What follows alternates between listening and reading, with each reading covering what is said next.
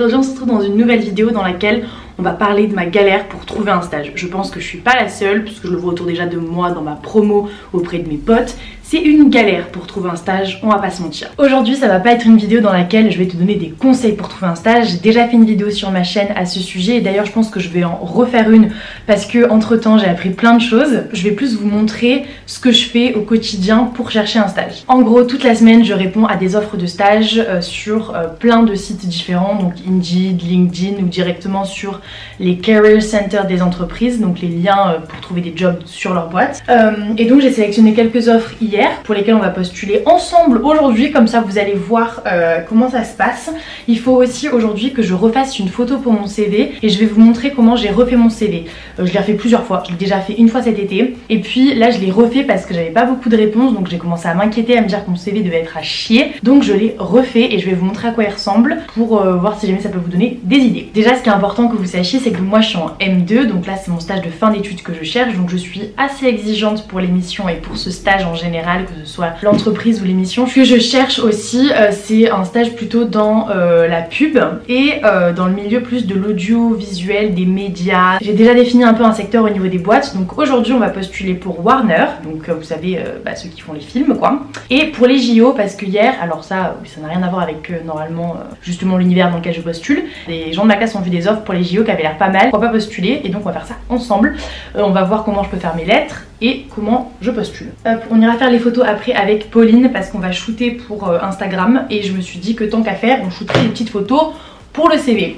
Il faut savoir aussi que moi là en ce moment je postule un peu partout, voilà, un peu à l'international parce que j'avais pour projet de faire mon stage à l'international et c'est toujours un truc que j'ai en tête, mais honnêtement je pense plutôt que je vais le faire à Paris. Donc d'abord je vais vous montrer mon CV parce que j'en ai deux, donc je sais pas lequel des deux du coup je vais mettre. Donc il se présente comme ça, là ce que je vous cache en haut c'est juste mon adresse, mon nom, mon prénom, tout ça. Là du coup ce qui est intéressant surtout c'est de voir comment je l'ai divisé, donc un côté études, un côté expérience, centre d'intérêt, les voyages et les compétences. Avec le lieu, la date et un peu plus en gras ou d'une autre couleur, ce qui est important à mon sens. J'ai fait globalement le même en anglais, donc pareil en haut je vous montre pas parce que c'est les infos perso. Je présente pareil, sauf qu'il n'y a pas de photos sur les CV internationaux en général, donc là il n'y a pas de photos sur celui-là. Sinon mon ancien CV, bon vous allez vous dire c'est la même chose, juste pas les mêmes couleurs, mais non il y a quand même des choses qui ont changé au niveau de la typo et des centres d'intérêt et tout, j'ai pas tout présenté pareil, il ressemblait à ça. Donc globalement il n'y a pas un gros changement, mais je trouve que celui d'après est un peu plus clair. Mais bon, celui-là était pas mal aussi, donc voilà, moi globalement j'ai fait des cases comme ça.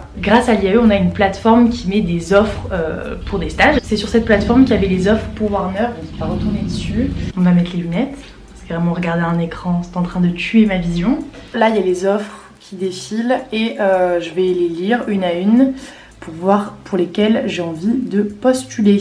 Ensuite j'ai laissé ouvertes les offres pour les JO, donc il y a assistant chef de projet brand management et chargé de mission en production de contenus digitaux.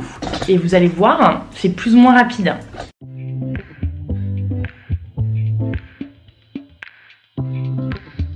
Donc là je pense qu'il y a deux postes qui peuvent m'intéresser chez eux, c'est assistant service vente cinéma et assistant chef de produit cinéma. Donc on va postuler. Donc là pour vous montrer, il me demande d'utiliser mon CV.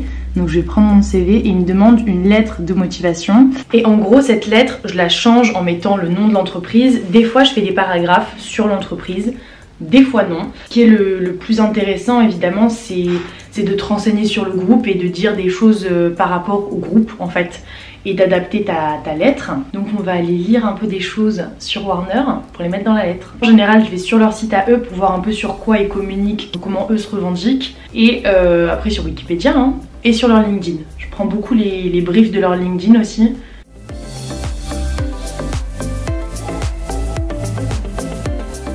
En gros j'ai marqué un court brief, je vais pas vous mentir, j'ai pas passé 1000 ans dessus, mais c'est quand même important de leur mettre un petit brief sur eux sans leur raconter qui ils sont parce que ça ils le savent déjà, et juste rebondir sur des valeurs qu'ils ont en disant bah moi aussi je partage ça. Au début de ma lettre à chaque fois je mets objet avec le nom de l'offre de stage pour laquelle je réponds, et puis après il y a mon pitch que je raconte tout le temps quoi, il y a mon truc qui ne change pas. Envoyer ma candidature. Je vous avoue que je passe pas le même temps sur toutes les offres, c'est à dire que souvent je réponds à foison comme ça dans des candidatures simplifiées sur LinkedIn. Je Je pensais pas qu'il pouvait y avoir des retours, mais j'en ai eu en fait. J'ai candidaté comme ça pour Brut et en fait j'ai été prise pour un entretien, donc c'est que ça marche. Et après des fois il y a des candidatures que je pousse beaucoup plus où vraiment je passe 1 heure à lire des trucs sur l'entreprise et à personnaliser mes lettres. Là je vous avoue aujourd'hui je suis un peu dans le rush, j'ai pas vraiment le temps de faire ça. J'essaye de faire un truc carré mais à la fois qui me prenne pas trop de temps. Ensuite il nous reste donc les JO. Et alors là pareil, je sais pas si je vais l'envoyer aujourd'hui. Attendez, il y avait un truc, il fallait que je fasse une vidéo. Si on postule un truc, c'est visionner la vidéo de présentation d'entreprise, remplissez un court questionnaire, répondez à une question en vidéo et envoyez votre CV et validez votre candidature. Ok, bon bah je vais faire ça en fait. Chaud. Vous allez nous envoyer votre CV, une vidéo. Questionnaire. Ok. Quel niveau de formation préparez-vous dans le cadre de ce stage? Bac plus 5. Votre stage se fera-t-il sous convention de stage? Oui. Salut, je suis Nabil et je vais étudier votre candidature. Je vous encourage vraiment à réaliser votre vidéo. Surtout, ne vous prenez pas la tête sur la forme de la vidéo. Ce qui nous importe, c'est d'en découvrir plus sur vous au-delà de votre CV. Dites-nous également ce que vous attendez de cette opportunité à Paris 2024. Je vous dis à très vite et bon courage! Bonjour, alors j'ai postulé parce que je trouve que l'offre correspond beaucoup à mon profil comme vous l'aurez vu dans mon CV.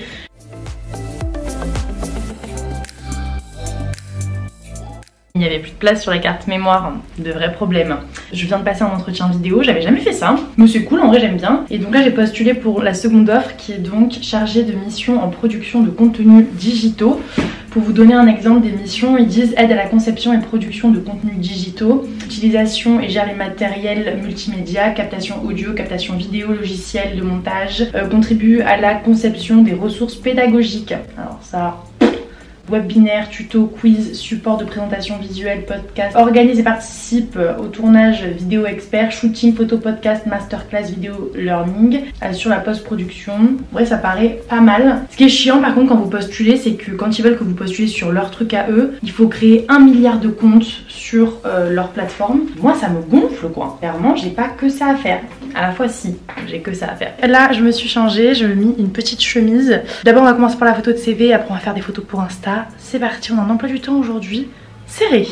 On est en présence de Pauline et on a fini les photos pour le CV.